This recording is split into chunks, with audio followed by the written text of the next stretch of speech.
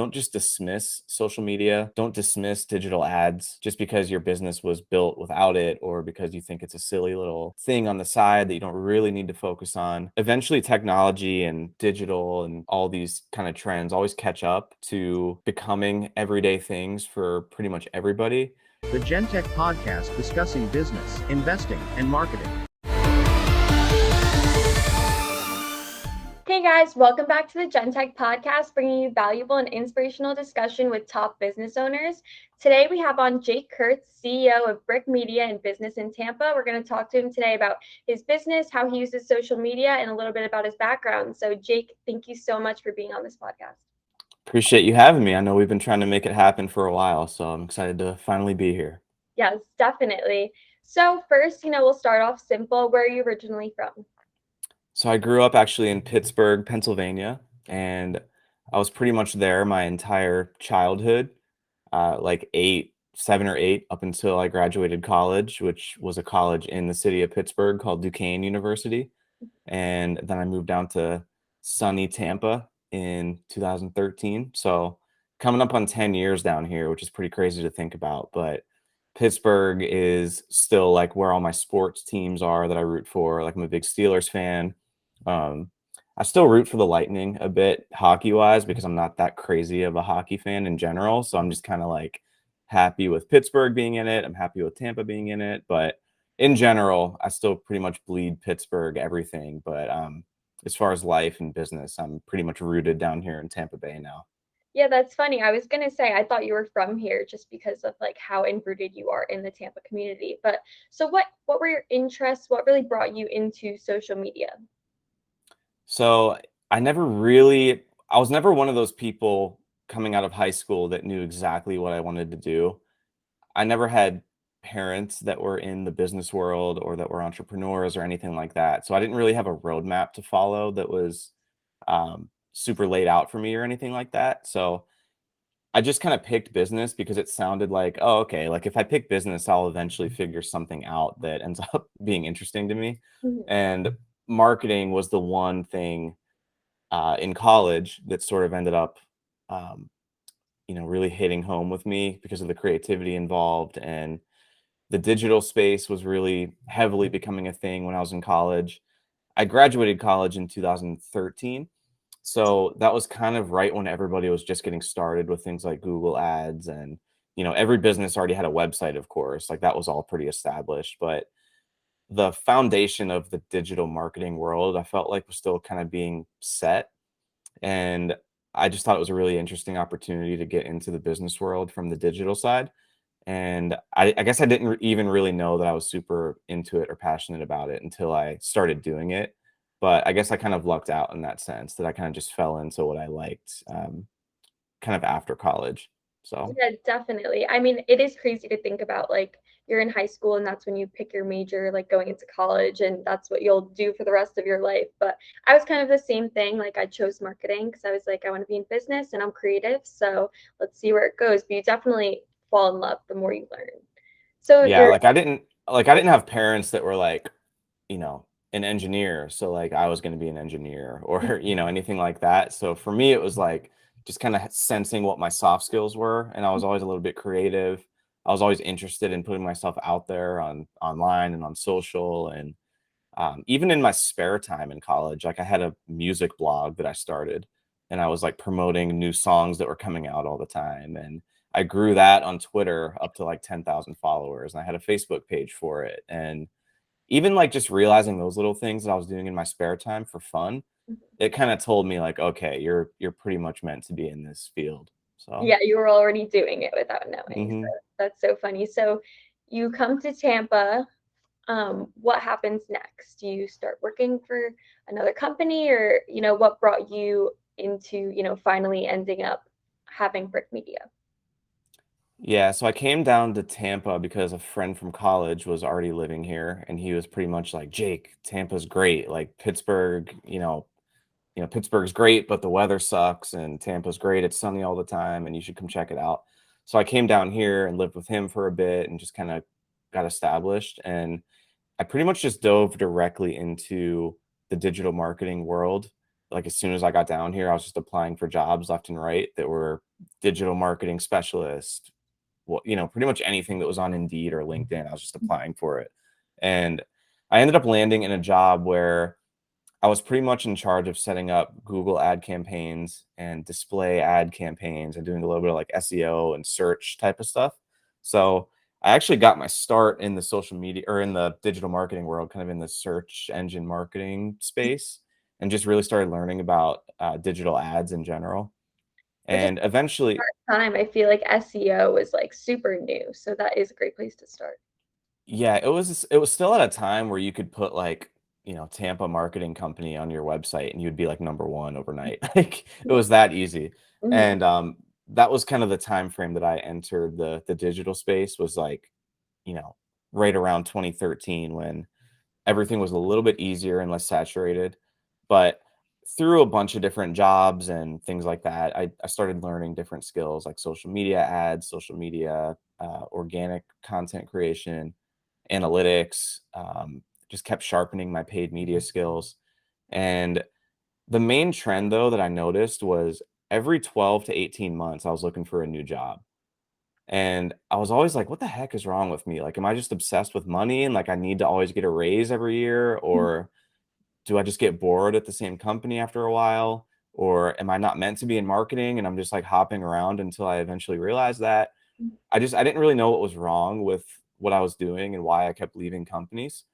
And in my head, I would always justify it and be like, oh, like I'm going to get a higher salary, or, maybe I didn't get along with my boss or leadership in the last job. And I was always just kind of like trying to figure out what the reasoning was. And then I went to a company where there were a lot of people on staff that were also doing like side stuff outside of work, like freelancing. And I didn't even really realize that freelancing was a big thing in the marketing world until I worked at that company. And it kind of just opened my eyes that, oh, I can make my salary at this job, but then I can go home from 6 to 10 or 6 to 12 and, help a local restaurant or help a local Mhm. law firm with their stuff on the side and use the stuff I'm learning in my job to make extra money on the side. And I started to do that and I started to just kind of network a little bit more. I'm sure a lot of people hearing this episode know that if you go on LinkedIn, if you go on Instagram, GenTech does a really good job with this too. But like you see my face 24/7 on LinkedIn, on Instagram Reels, like everywhere you go, you're seeing me. But I've been doing that since probably 2016, 2017, whenever I had that job where I started to realize that side hustling was a thing. So obviously to start building my own personal brand and reputation, I start putting content out and just start putting my thoughts on the industry out into different platforms and things like that. But um, that was really the seed, I guess, of Brick Media was when I realized that you could do more outside of your job. And once I started doing more and more of that, I started to realize that that's where all my passion and energy was going. And I was just kind of checking the box at my job to make sure that I could get the job done and that I was still worth paying and being there. But it was pretty much like all my real energy and what I enjoyed was happening from 6 p.m. to 10 p.m. And, it just got to the point where I was already with my fiance, who I'm still with today, and she was working a stable job in the accounting and finance world. And I knew that she was always going to have a job. And I just kept having, like, bad weeks at my current job that I was at, and just over time, it kept chipping away at me like, "Man, you need to quit one of these days and just, like, try it and see what happens." Mhm. And I think after just a few weeks of just, like, being so drained and lacking the interest and passion to even be at my job, I realized that I was doing nobody any good by being there. So I decided to just kind of take the full leap at once. Like even when I didn't have enough money to be paying for my current lifestyle, Mhm. um, Kelly and I were still combined making enough to where we could easily pay our bills and everything was fine. So in my head, I was mentally just like, it was around August when I quit my job, and I pretty much told myself that if I don't have this Brick Media thing figured out by the end of the year, so I pretty much gave myself from August to December to figure out if it Mhm. was going to work or not. I was like, if this doesn't work out in that time frame, then all I'll do is I'll try to get another job before the new year starts. Mhm. So I was just like, it kind of felt like a win-win because I was like, if it works, then Brick Media is gonna blow up and that'll be my new life. Mhm. But even if it doesn't work, then the worst case scenario is I get another job somewhere. And I didn't like the current company I was at anyway. So I really didn't see a lose like option in that scenario. So I just kind of took the leap and then, luckily Brick Media ended up working out. Yeah, so you definitely took a huge risk with that. I think so many people like the security of working for someone, and that's what really keeps a lot of entrepreneurs out from, starting their own business. And what advice would you have to someone who maybe is in the same position as you right now and wants to take that leap and take that risk? Like, what skills and what values did you have, like, to take that? Yeah, so I think there's 2 parts of it. One part of it would be, like, actually being logical and practical about it, Mhm. and, like, I'm not saying just quit your job and, like, starve and don't make any money. I mean, analyze your entire situation, and if you are in a scenario where maybe you're with somebody that's making 60 or 80 grand a year, and if your thing doesn't work out, then the worst case scenario is you get another job and you're still gonna be fine in that middle time when you're figuring it out. Then maybe you have a little bit more flexibility than somebody that isn't with somebody else, or maybe they're with somebody that isn't working. You kind of just have to analyze your whole situation financially and make sure that, if you give something 3 to 6 months, are you going to be okay in that time frame? And, I'm everybody's different, but I'm personally not the guy that's like going to go raise 50 grand from people that I know or take out a bank loan for 30 grand and have to pay it back later. Mhm. I would rather make the money and then, reinvest it back into the company and like live off of the money that I'm actually making. So that was my approach just because there was less people and less risk involved and less of a financial worry tied to it. So that would be my first tip is just kind of make a spreadsheet, do something where you're analyzing your entire financial situation and figuring out if it's the right time to actually take that risk. But the other side of it, once you like, let's say you have the logical part figured out and you're like, okay, like I think I could actually do this. It's just coming down to realizing that the worst case scenario is you go get another job somewhere else. And that's not that bad of a thing, especially if you're not happy at your job anyway. So I guess that would be a confidence boost for somebody. Like if you really are miserable and you have a side hustle that you want to be your full thing, then the worst thing that can happen is you leave your job and then you land somewhere else. Like maybe your side hustle doesn't work out, but maybe the new company that you get a job at ends up being a slightly better situation. So, Definitely. And I agree. It's like either take that calculated risk or, if you're not happy, you're not really losing anyways. You are just changing your path. So once you right. changed your path and you started Brick Media, I mean, it's extremely hard to start a company. Like, what are the first steps, and how did you? I know you said you were really good at networking and building your personal brand, which definitely helps. Like they always say, that's the biggest thing about building your personal brands. Like you can now start a bunch of different companies, and everyone will know Jake versus just putting Brick Media out there. So, Mhm. how did you? What were your first steps into starting your company? Yep. So I would say meeting people and just getting out in the community is the biggest thing that's helped from day one until now. Sitting down for people with coffee and I kind of had this mindset that I was never going to get coffee alone, and I was always going to try to use my network on Instagram and LinkedIn to just always be meeting people in person. So that really helped me And because in 2019, I'm pretty sure I met like 120 to 140 people that I'd never met before in person, just sitting down for coffee. And it wasn't even a salesy approach where I was saying, hey, let me tell you about Brick Media and this new thing that I got going on. It was more about just meeting each other and kind of learning about what each other do. And there was no sales pitch attached to it in the end. It was kind of just like, let's network and like, if something happens, great. If not, great. And through just meeting that many people and kind of being strategic about who I reach out to, either I would work directly with some of those people because a funny thing happens when you don't ask them for the business. Like a lot of the time, they just give you the business. Mhm. Um, But even if not, a lot of the time they would introduce me to like their neighbor that had a company, or their friend from college that started a law firm or something. So a lot of the time things like that would happen where it might not be directly that person, but they would introduce me to somebody in their network. Mhm. But number one was definitely meeting as many people as humanly possible and doing it in a genuine way and not in a salesy way where they felt like there was something attached to it on the back end. And then I would say the second thing is like putting content out consistently on social media on every platform that I possibly could, and really paying attention to what new trends were emerging. Because, I mean, a lot of people listening to this might not realize this, but you guys obviously know. But when there's a new feature or there's a new platform and you get on it early, you can really maximize the reach of each post that you put out.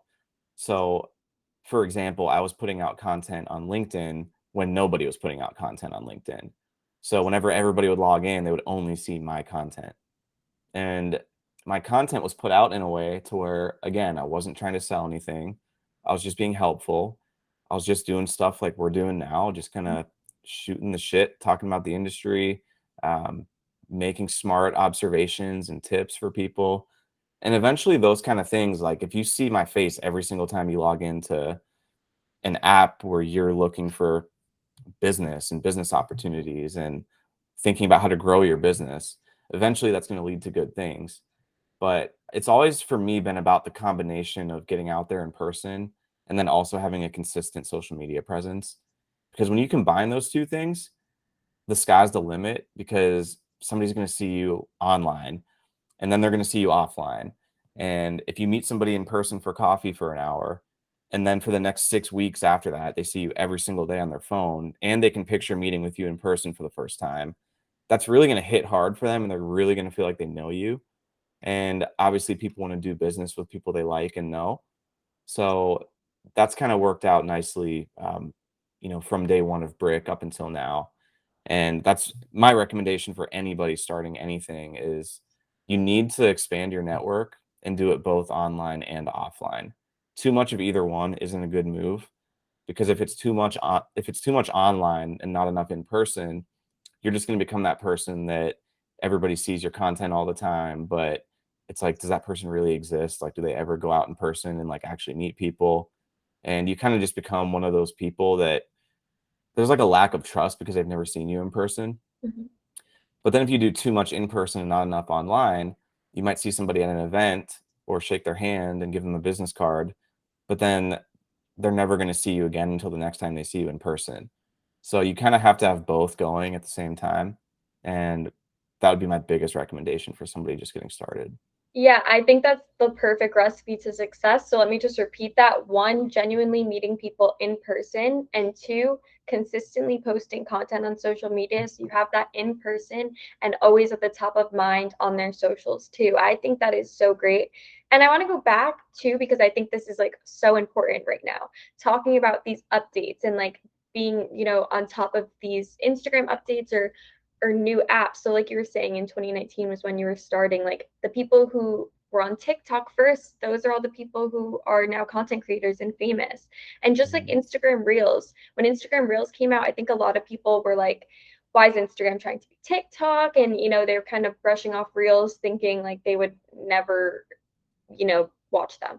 Now, reels are huge, especially for brands and companies, and people are now hopping on them. But think about all the people who were the first on those. So, would you say like when reels came out, you like hopped right on that? Like, I think that is such great advice because Instagram now there's updates every day. So, Right. it's good to stay on top of those.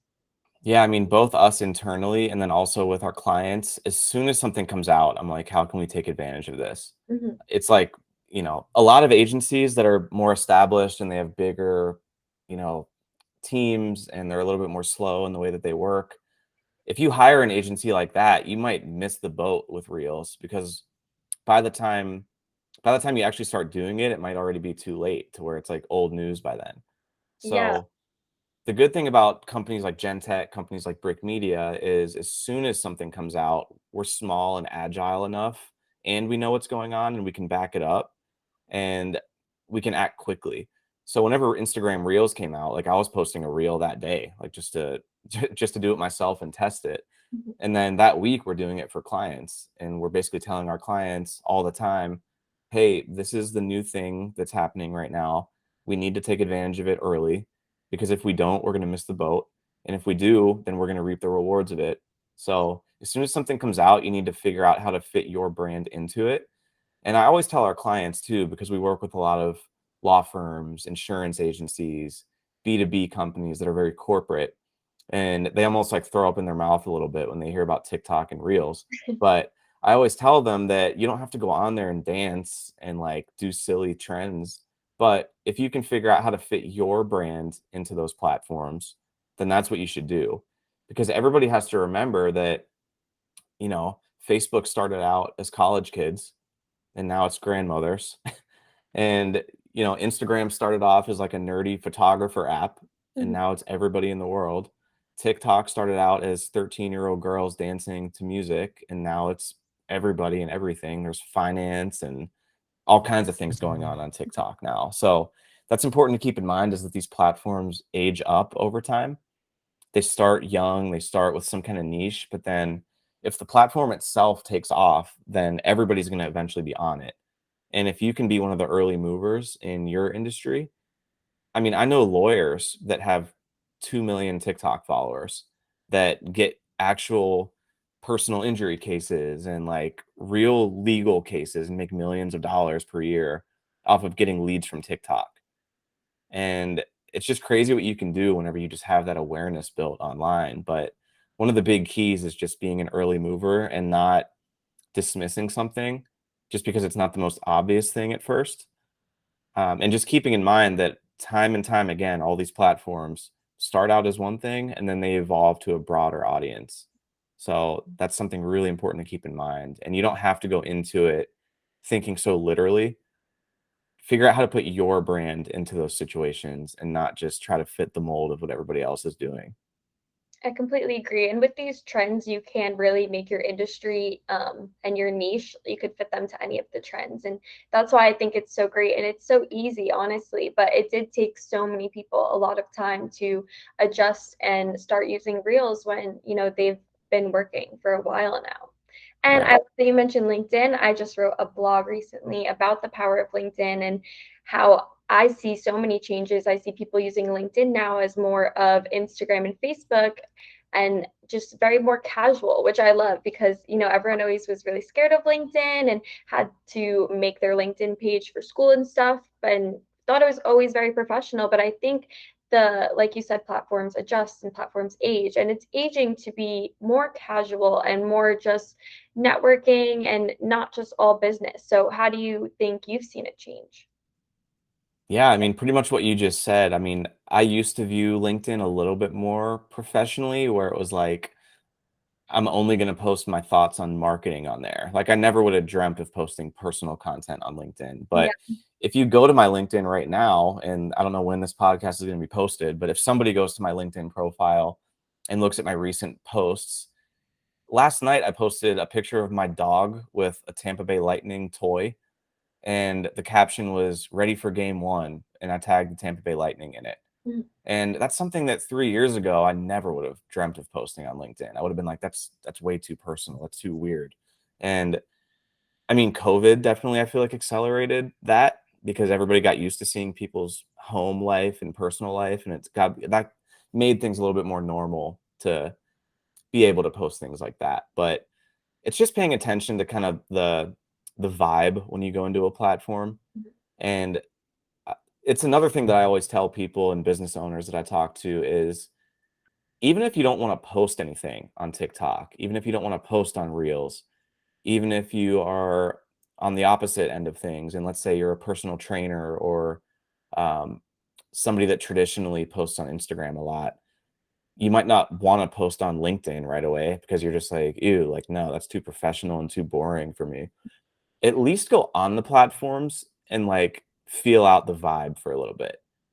I always tell people that are in my network, like, just spend 5 minutes a day on TikTok, even if you think it's the dumbest thing ever, and just like see what people are doing on there because you never know when randomly you're going to log into LinkedIn and they're going to have their own built-in Reels type feature in LinkedIn, and you're going to know what to do with it more if you've been kind of experiencing Reels and TikToks for a while.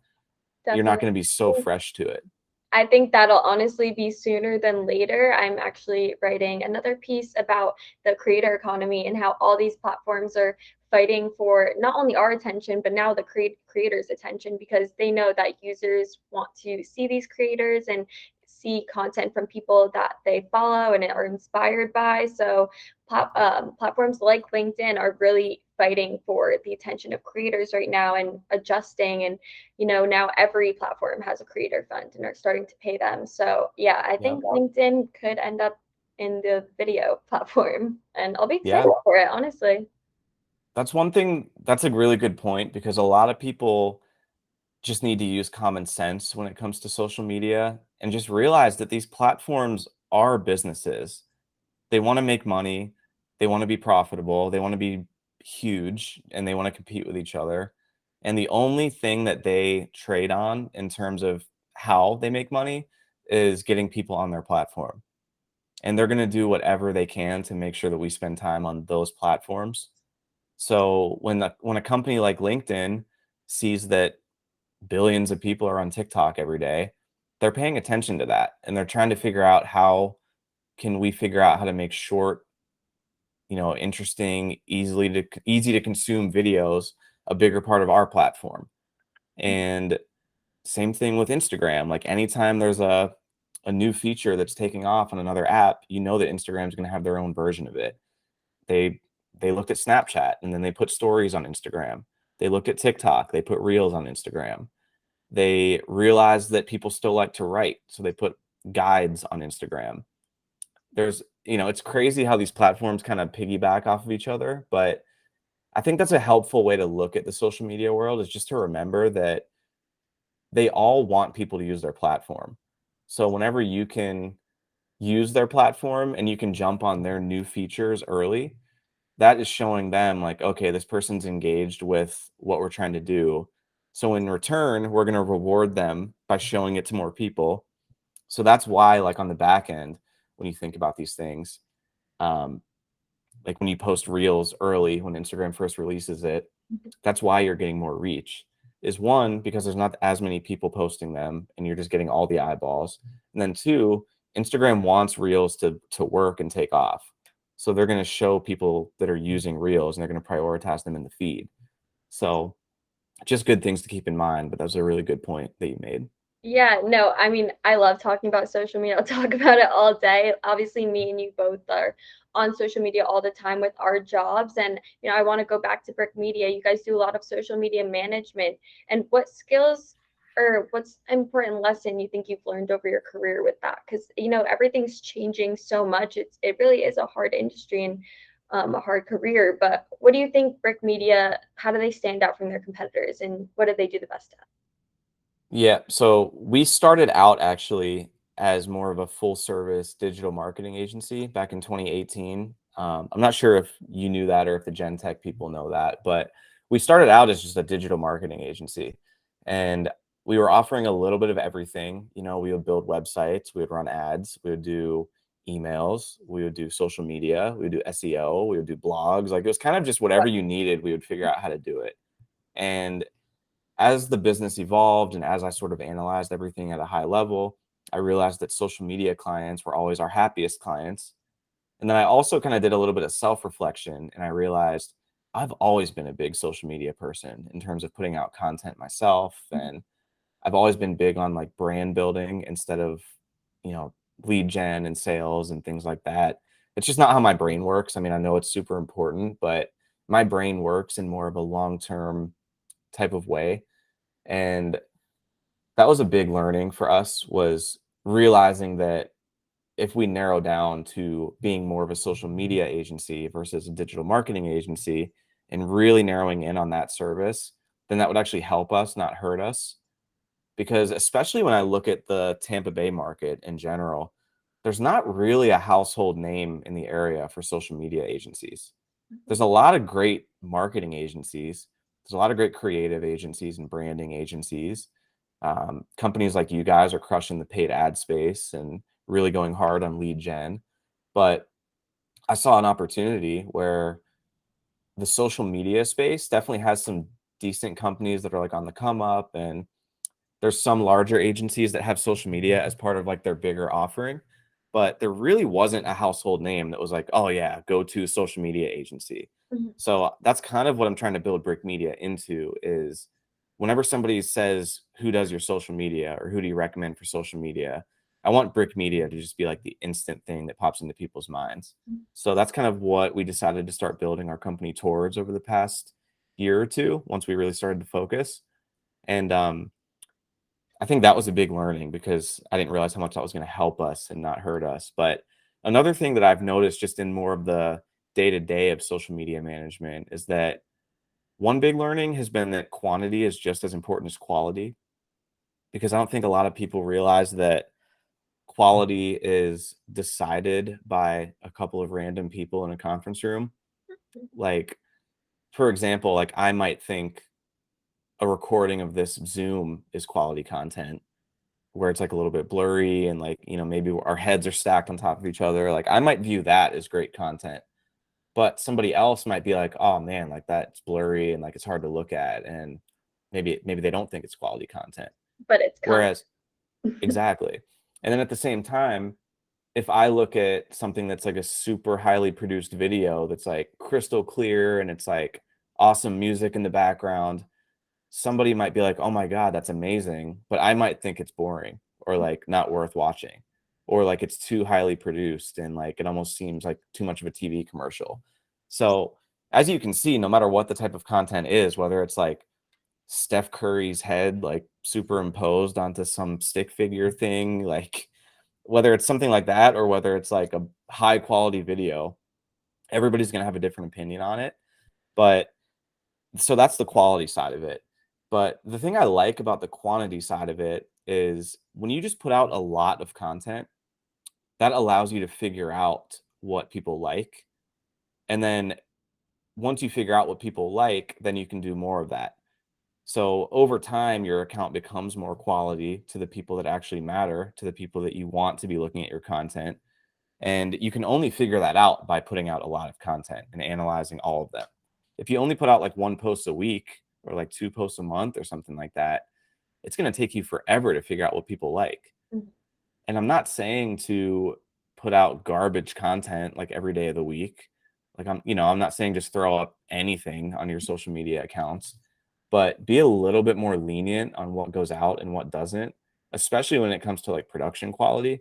I understand that you have to be on brand and you want your brand to all look consistent and things like that, but we've tested hundreds and hundreds of posts every single month for the past couple years. I mean, I'm not saying I'm right or wrong, but based on the actual data, the content that does the best is always the cell phone style, the little bit more blurry, the stuff that's more day-to-day content versus like the perfect video that we spent the whole day filming. Of course, those things have their time and their place, but when it comes to your day-to-day social media content, I still think people overthink it too much and try to make it like a TV commercial, when in reality, you should be thinking more of your social content as the TV show itself and not the TV commercials that everybody wants to forward through anyway. And I think So, Reels like really highlighted that. People are, people who own companies are showing their personality like right. never before because of these clips, and they're actually like having fun with these trends. And yeah, like you said, having more, and as long as you're bringing some value, you're entertaining, you're engaging, you're promoting like some type of value, I still just think you're right, like the more you put out the better, and you will see what works, and then you're right, you'll refine it as you go. Yep. For me, I mean, I put out for myself and for Brick, we put out posts every day, but it's not like we're just posting for the sake of posting. Mhm. We're also looking back at what posts did really well and like what people commented on a lot and seemed to like. And then you'll notice over time, our content gets more and more like the ones that people engage with a lot. And we're testing new things. So we, of course, trim out things that people don't seem to react to because we obviously want our content to perform well and get in front of more people. So if you put out a lot of content and just are willing to put yourself out there in different ways and test different things, like you might want to put out like a cartoon or something one day. Like I don't just like draw something on a piece of paper or like have a I don't know, like an animator make something and just make something silly or like if you always are posting things that are super high quality, turn your phone around and take like a selfie style video and just like test it, see what happens. You never know what's going to end up being your top performing piece of content unless you try. I think a lot of social media managers really do realize that you spend hours on a video and it'll get like 100 views versus one you Mhm. take, it probably takes you like 30 seconds, edit it quick, and that one goes viral. Like no one knows what's going to go viral, and you just Yeah. have to try. I think that's super important. One of our clients, I won't name the actual name, but one of our clients took a picture when he was at one of his team happy hours that they have a couple times a year. He literally lifted up his phone during the happy hour, took a blurry picture of his team, and like half the people weren't even looking. And we posted that on his account and said, you know, team building happy hour at this place. Like we love getting our team together. That got 4 to 5 times the amount of reach than videos that we went with a setup to their office with a camera and spent multiple hours in editing and Mhm. all those kind of things. The photo that ended up doing the best was the one that took 2 seconds, and we posted it without any editing. So, just keep things like that in mind. It's always funny to see. What would you say your biggest accomplishment is for Brick Media? They're kind of ongoing over time. I mean, there's not really one that sticks out in my mind, but I think just last week we hit 10 people on the team. And I know that's kind of an arbitrary number. Like, I mean, even for me, like having 2 or 5 people was a success Mhm. because I don't come from an entrepreneurial background where that's even like normal to do. So, I would say having 10 people on the team that are actual employees and not just like freelancers and things like that, that was a big accomplishment for me because it shows me just a little bit more validation that like we're going in the right direction and that like we're making the right decisions and going about things the right way. So that was a big accomplishment. We got nominated for Small Business of the Year through the Tampa Bay Chamber, and that was really cool to get that recognition because we're only a few years old, and that was just cool to see. And there were a lot of other great companies listed next to us, and I just thought that was really humbling to see our name there as well. But for me, it's more about just the day to day of little micro wins. Like whenever we get a new client or we do something really good for another client or an existing client, whenever somebody on our team gets promoted or does something really well and the client calls it out, and um, seeing people learning and getting better in their careers, whether it's the client or our team, that is always a win for me. But as far as big accomplishments, they're kind of always happening in the day to day, but there's not one that sticks out. Yeah, I agree. I mean, every day should be an accomplishment for you guys. You are such a Hmm. good company, and I love seeing you guys on social media because I am always active also. Appreciate it. Yeah, you guys do a good job at engaging and being Thank you. supportive. Yeah, I think that's also a huge part of social media, which you guys are also really good at. You can't just be posting all of your stuff. You have to be engaging with your community. And I do want to mention your other company, your other yes, other company, business in Hmm. Tampa. How do you tie those two companies together? Do you think they help each other, being able to spotlight Tampa people and Tampa businesses on business in Tampa, and then, having Brick Media as that social media agency? Yep. So business in Tampa was really born from the idea that there's so much good stuff going on in Tampa's business community, both with people and companies. And there's a lot of companies that are moving from other places to Tampa, and just Tampa's growing so much in general, and it's becoming more and more of a city where people think of good business and tech and like exciting things going on. So I wanted to find a way to be a part of that in a bigger way. And I felt that starting businessintampa.com, which at the end of the day, it's a business news outlet where you can find interviews and stories about local business things that are going on and people. So I wanted to be a part of that conversation instead of just kind of being a spectator on the sideline and like watching it all unfold. And I knew in the back of my mind that it would also help Brick Media because if we interview somebody, that will get them into our network in the first place. And then through the amount of content that I put out personally and that Brick Media puts out, people were gonna realize eventually that I was, part of Brick Media and I was part of business in Tampa. So the whole idea behind it was, if I can get as many people as possible to know who I am and know what I do, then that's only going to help Brick Media in the future. And we've already landed a couple of clients for Brick Media where the first point of contact with them was interviewing them for business in Tampa.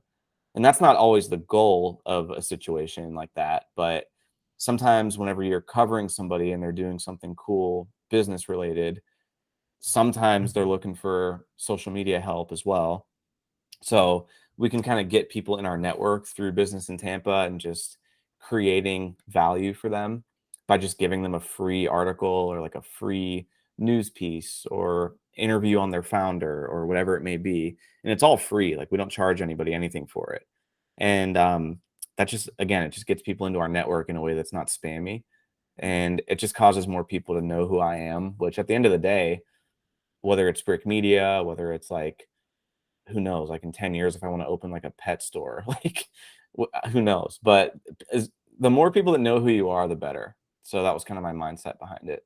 Yeah, it makes sense. Like you said, the two-step, genuinely meeting people in person and not being salesy, just to have them in your network, and maybe you can help them, they can help you one day, but just networking and having people know your name and your business. And then, like you said, being consistent on content. So I want to Right. kind of transition towards the end of this podcast and just really like focus on social media and just ask, like, super general, but what is the importance of social media to you and your business? I mean, it's kind of the lifeblood. Social media is the lifeblood of our business and a lot of businesses these days. I wouldn't say every business, because there are plenty of $10 million companies that I know the owner of that don't ever post on social media. But I always tell those people that, unless you're going to be hanging it up in like a year or two and you're going to be retiring and going fishing and golfing for the rest of your life, you're probably going to want to focus on social media a little bit, because we've all seen companies that don't adapt to the future, whether it's social media or other trends that have popped up Mhm. that have been huge companies, the most stable companies you can think of, that have ended up going under because a competitor comes in that is really digitally savvy.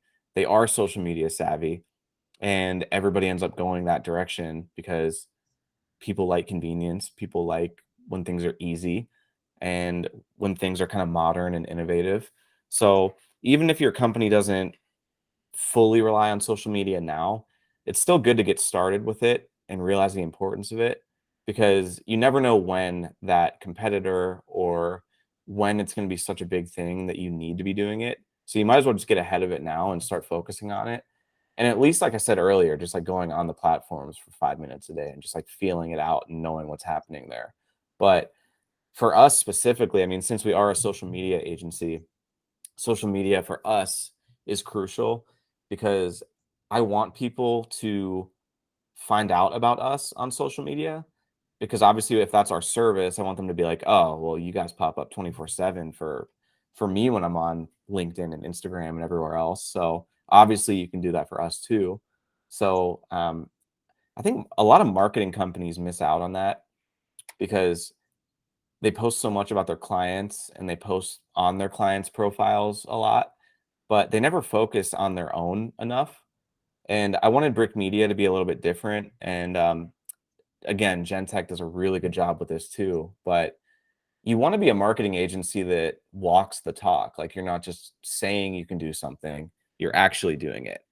And whenever people come to GenTech, when people come to Brick, they've seen GenTech's ads before. They've seen GenTech's social presence before.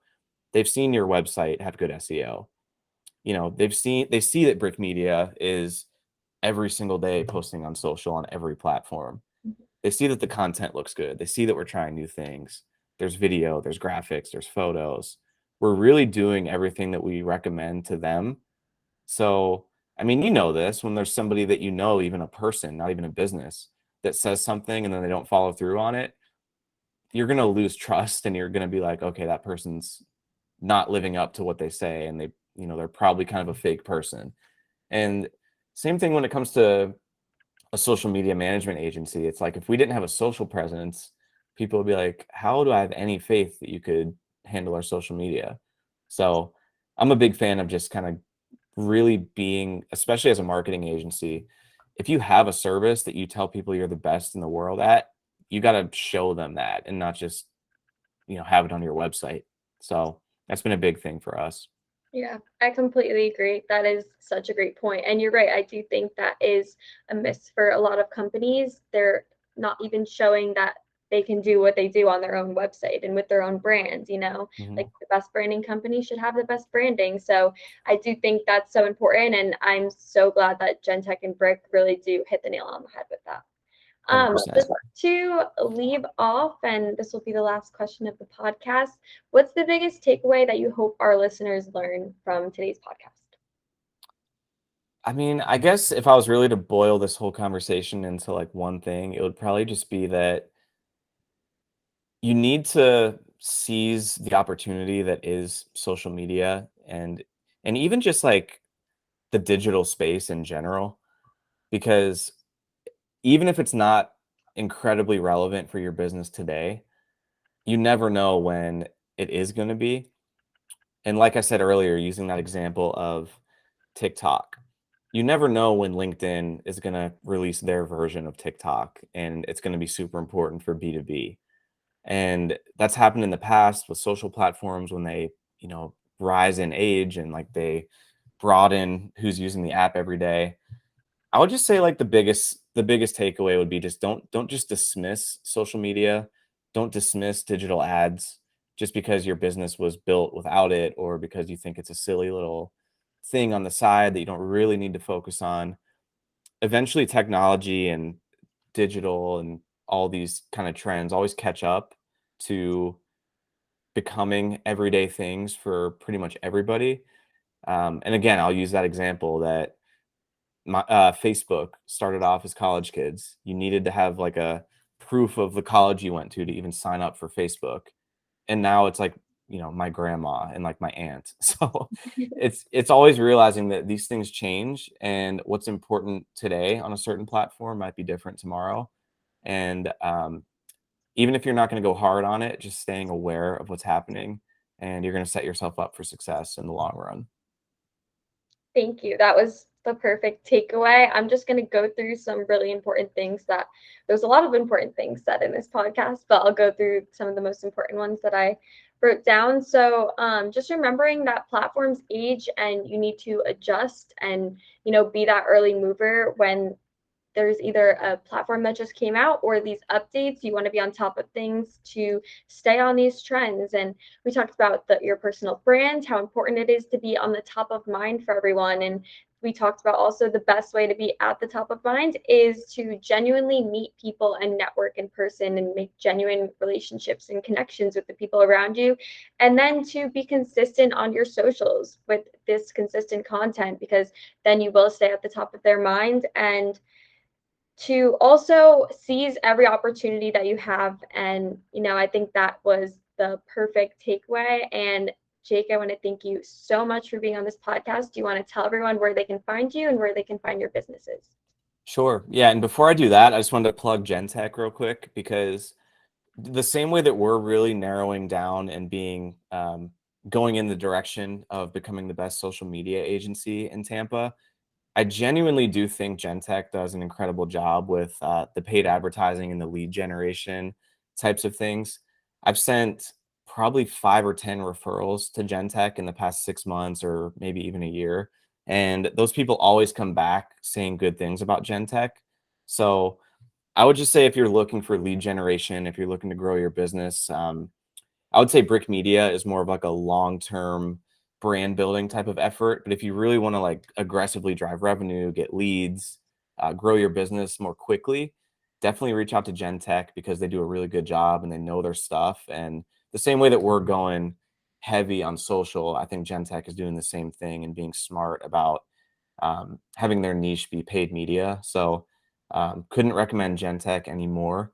But as far as me, you can find Brick Media at brickmediagroup.com. We're on, if you just search Brick Media on any social platform, we're there. if you search for my name, especially on LinkedIn, you'll see my face every single day when you open your phone.